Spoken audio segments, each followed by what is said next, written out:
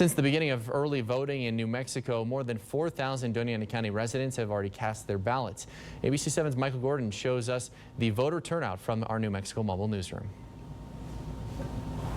What we've been hearing a lot about over the last 8 days is very long lines with unseasonably hot temperatures and high voter turnout, with our own ABC 7's Tom Scott clocking in about 30 to 45 minutes when he went to go vote on Wednesday. So we just arrived at the Doña Ana County Government Center. We're going to vote early, and we've got our mask on and ready to go. 5 minutes after 2 is when I got in line. Nice breezy day with the sun coming down, probably about 90 degrees right now. I see you brought your umbrellas. Yeah. We want to be comfortable doing this. Finally in the shade, and we're about ready to enter the building. About 6 people away from getting our ballot. Next voter.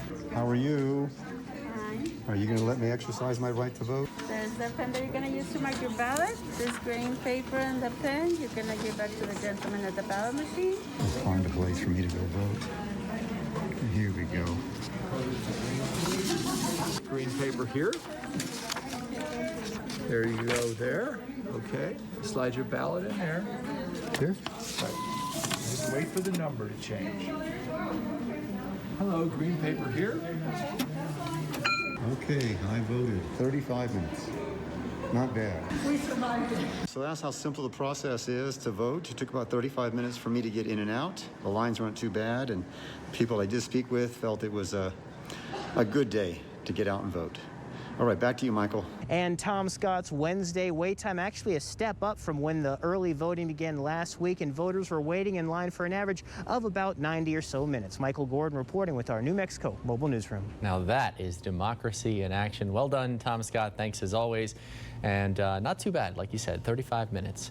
According to the Secretary of State's office, so far more than 71,000 New Mexicans in total have already cast their ballots. Here in El Paso, as of 5:30 this afternoon, El Paso County officials are now reporting 16,000 voters have cast their ballots so far today, with still some time left with the polls open today. That's in addition to yesterday's 18,967 voters in person from yesterday alone. So potentially record-setting pace again here on day 2 of early voting in person. We will update that on ABC 7 at 10. The borderland is making its voice heard with election season in full swing in both states. Some might not feel comfortable waiting in line at polling stations, but the rules are different across state lines. ABC 7's Andres Valle breaks down what you need to know if you plan on voting by mail in either El Paso or Doña Ana County. It's your voice, your vote. The COVID-19 pandemic has changed the way some registered voters will cast their ballot. Residents from both states are seeking clarification on casting their ballots by mail. Doña Ana County Chief Deputy Clerk Lindsay Bachman explains that any registered voter in the state can receive a mail-in ballot. You must only submit a application that includes your address of registration. You sign it, you tell us where you want the ballot to be sent. Once that's been vetted and approved by our office, you're issued a ballot. According to Bachman, there are 114,000 registered voters in Doña Ana. So far, the county has approved 28,000 mail-in ballot applications, and about 20,000 have already received their ballots. Doña Ana County plans on opening more early voting locations this weekend. Additional sites will open up on Saturday. There's 7 of them.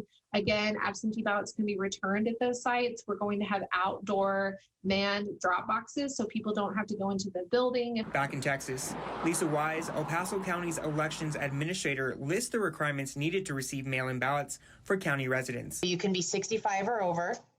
You can be out of the county on election day and during the early voting in person. So if you're going to be gone, you can be incarcerated but still have your voting rights intact. Voters also qualify if they have a disability, but the Texas Supreme Court ruled that the risk of contracting the virus does not qualify as a disability.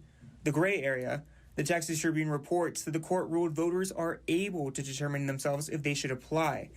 County elections also do not have the authority to verify if the voter actually has a disability. We are only allowed to look at the application, and if it's filled out correctly, then we process it. Andres Valle, ABC 7. And the deadline